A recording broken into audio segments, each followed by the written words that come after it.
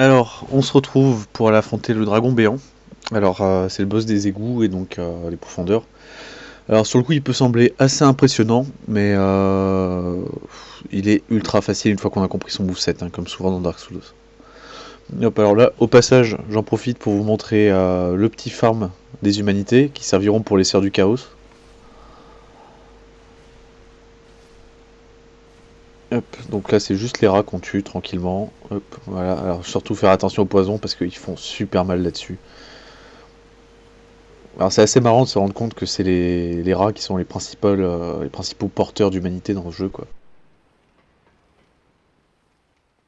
Hop, alors du coup, bon, là je retourne me soigner, hein, parce que ça sert à rien de commencer sur de mauvaises bases.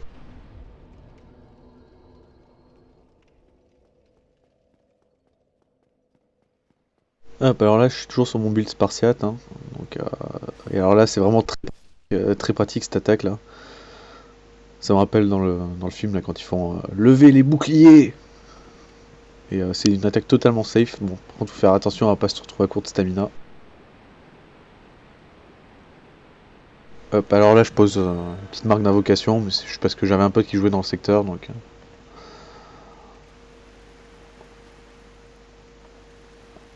Hop, on y va tranquillement. Franchement, je commence à bien apprécier la lance, hein. C'est la première fois que je manie ce genre d'arme et c'est vraiment pratique. Il y a de la portée, il y a de les stocks. Alors le dragon béant, donc ça va être dans l'arène en bas. Et donc, euh, le but premier, ça va être de lui couper la queue. Sachant qu'en plus, il y a une arme dans sa queue. Une fois qu'il a plus de queue, il est totalement inoffensif. Alors, moi, le plus souvent, ce que je conseillerais à quelqu'un qui se débrouille pas trop bien encore pour gérer ses déplacements, ou notamment en armure lourde, ça va être d'invoquer Solaire. Il y a Lautrec qui est de l'autre côté du pilier, mais je déconseille d'avoir trop d'invocations sur ce combat-là, parce que ça va durer des heures. Donc du coup, Solaire, bah, il va tanker, il va prendre l'aggro, et nous on va se retourner, se retrouver dans le dos du dragon béant pour lui couper sa queue. Hop, alors, toujours une petite résine de pain doré hein, pour booster les dégâts. De toute façon, comme je suis parti sur un force dex, je pense pas enchanter mes armes, plutôt faire du plus 10 quoi, pour faire des dégâts bruts quoi. Et puis après on rajoutera une petite résine de temps en temps. Alors ça le coup de patte vraiment facile à éviter, par contre voilà, alors là la queue, tac, mauvais timing. La queue on verra plus tard, en plus elle a une hitbox assez large donc ça peut être assez problématique. Hop, donc on pique, hop, tranquillement. Dès qu'on peut on lui met un petit coup dans sa queue. Hop, toujours faire gaffe à la stamina.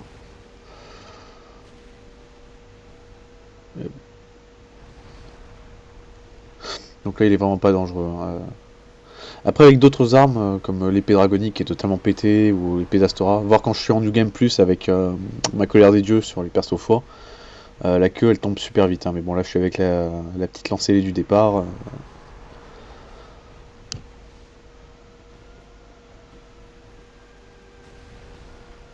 Hop, donc on se rend tranquillement dans son dos. Toujours faire gaffe par contre à sa patte arrière. Et à ça justement parce que la hitbox est assez large et assez traître quoi.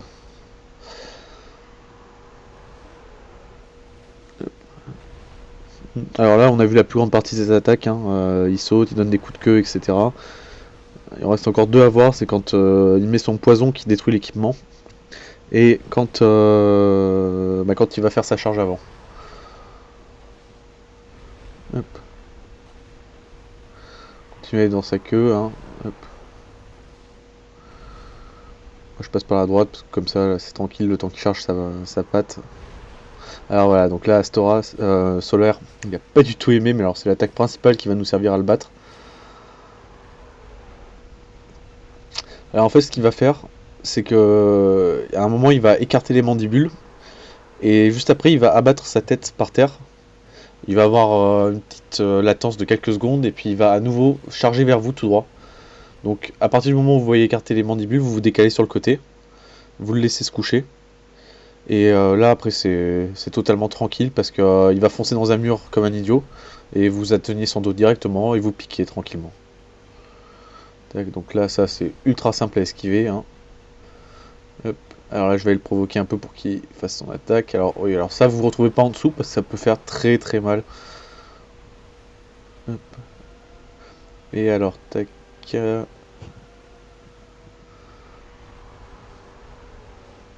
Voilà, il y a juste à esquiver, c'est un combat assez long mais pas compliqué quoi. Alors là, toujours la queue, c'est pour ça qu'il va falloir la couper assez vite. Hop, alors là, bien sûr, comme j'enregistre, il essaie de faire tous les mouvements sauf ceux qui nous intéressent. Hop, et voilà, donc là, il écarte les mandibules, il plonge en avant. Et là c'est du pain béni pour vous parce que juste vous faites attention à ses pattes arrière quand il va les déplacer parce qu'elles peuvent vous heurter. Mais là, vous allez derrière lui, tranquillement, vous le suivez, il va s'arrêter quand il va rejoindre un mur. Et bam, vous piquez, hop. Et la queue va tomber assez vite, hein.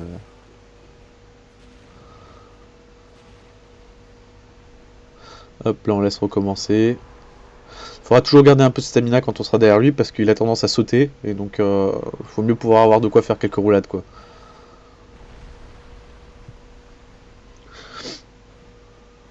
Hop, alors toujours la queue, hein.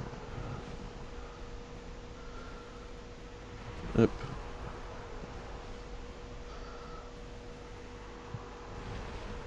Hop, et alors là, voilà, c'est reparti. En plus, à un moment, vous pouvez vous soigner tranquillement. Juste restez pas dans la trajectoire de ses pattes, quoi, hein. Donc là, je garde le bouclier élevé, hein, mais je pourrais clairement prendre la lance à deux mains pour aller plus vite, hein.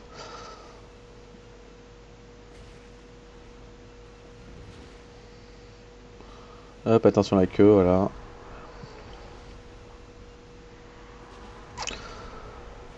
Alors du coup, faut savoir que j'enregistre avec Fraps, alors que par moment j'ai des baisses de FPS qui sont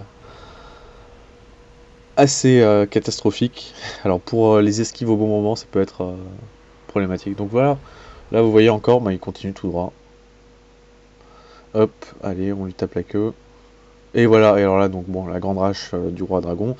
Et alors là, il est totalement inoffensif, quoi. À part 2-3 dégâts qu'il va vous mettre de temps en temps. Voilà, regardez, il a essayé de mettre son coup de queue, bah il se passe plus rien, quoi.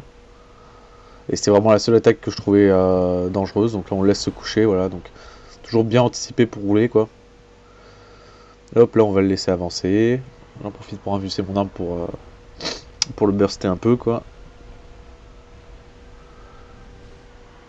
Et bam, on pique tranquillement. Alors là, maintenant, je me permets carrément d'avoir la lance à deux mains parce que je sais qu'il n'y a plus rien à risquer. Juste garder toujours un peu de stamina pour pouvoir faire 2-3 roulades parce que automatiquement, il va essayer de se mettre face à fou et donc il va sauter, quoi.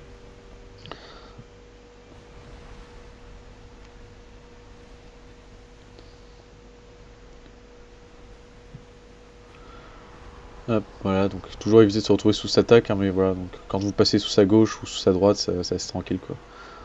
Il va toujours le provoquer un petit peu pour qu'il fasse son attaque plongée. Et là, à partir de maintenant, c'est juste de la patience, hein.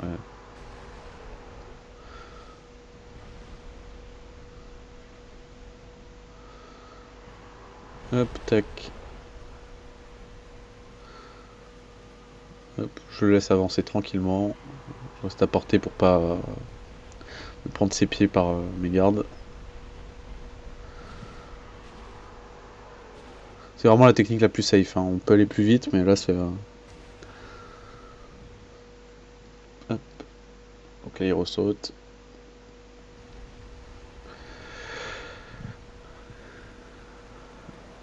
Hop. Alors là, quand il commence à gigoter comme ça, partez le plus loin possible. Ça c'est très important, cette technique là c'est sa plus traître. Et c'est une technique qui peut vous mettre dans une situation très délicate assez vite. Parce qu'en fait le mucus là qui va cracher sur une très longue portée détruit votre équipement. Et donc ça c'est un coup à se retrouver voilà, totalement à poil devant lui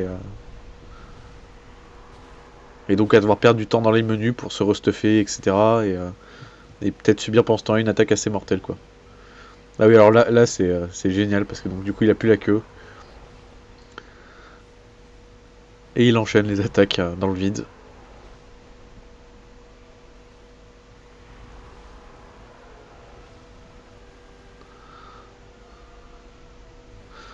Ah là, j'ai vérifié si j'avais toujours mon arc sur moi. Et c'est vrai que je l'avais changé juste avant pour mettre...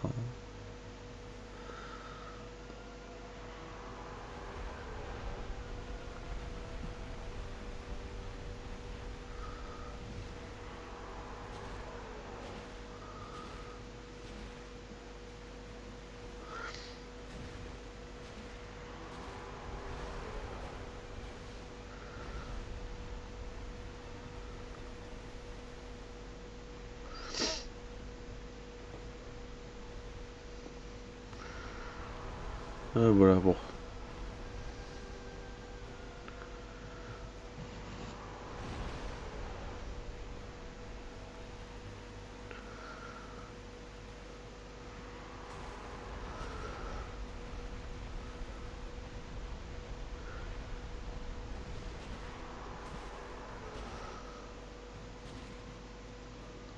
Alors c'est toujours quand on arrive dans les 10 derniers pourcents du boss qu'il faut rester le plus concentré. De toute façon dans Dark Souls on meurt que pour deux raisons. Soit parce qu'on a été gourmand, soit parce que on a commencé à stresser. Ça je le vois particulièrement là, en ce moment dans le 2 sur Scholar of Firsin, où ils ont rajouté des tas énormes d'ennemis. Et du coup c'est vrai que ça devient très vite flippant alors que c'est des ennemis qui sont très simples à tuer et du coup on fait des erreurs, on hésite, on prend pas le risque et puis voilà. Donc là encore une fois, donc là j'aurais pu peut-être l'achever mais bon. J'évite d'être trop gourmand pour une attaque qui pourrait faire mal. Je le laisse faire, de toute façon j'ai le temps. Toujours jouer safe. Hein.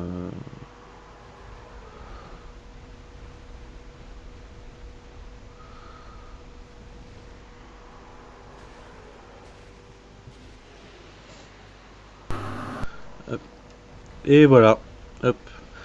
Et du coup il va nous laisser la clé du hameau du crépuscule qui va ouvrir le chemin normal pour aller voir Quillag et donc sonner la deuxième cloche. Mais un autre chemin qui est beaucoup plus court et beaucoup plus simple si vous avez pris le passe-partout au départ quoi.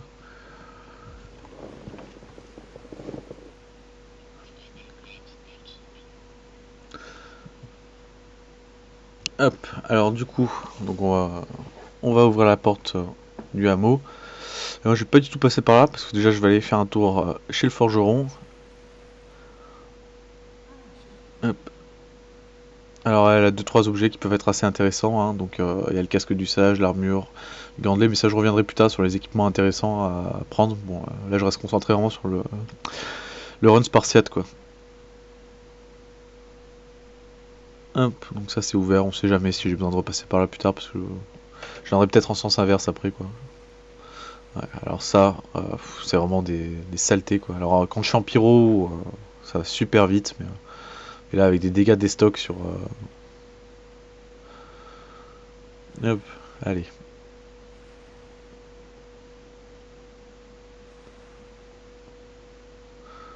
Ça en devient ridicule quoi.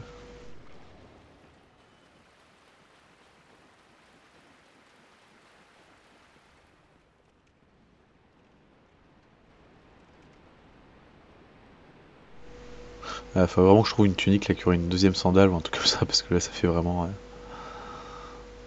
Robinson Crusoe quoi. J'aimerais bien choper aussi un petit casque qui fasse comme le casque des carcasses au début de la chapelle quoi. Hop, alors du coup, là je devrais maxer ma vita un peu, mais bon, on va continuer comme ça, hein, vienne qui pourra. Surtout, là je vais monter ma force, histoire de pouvoir équiper la pique, et la pique que je trouve qui rentre vraiment dans le délire spartiate, quoi, parce que c'est juste une lance toute simple, au manche rouge, quoi, donc vraiment assortie au bouclier, quoi. Puis elle est très sympa, très rapide. Le moveset, hein, c'est un moveset dont on commence à avoir l'habitude maintenant. Et voilà, donc du coup je vais arrêter là, donc au lieu de passer par le hameau du crépuscule, je vais faire le tour. Donc on va passer par la vieille Anne Orlando, et puis normalement, si vous avez pris le passe-partout dès le départ, c'est le chemin le plus simple, hein. Et puis, donc du coup, bah, on se retrouve dans la prochaine vidéo. Allez, bye!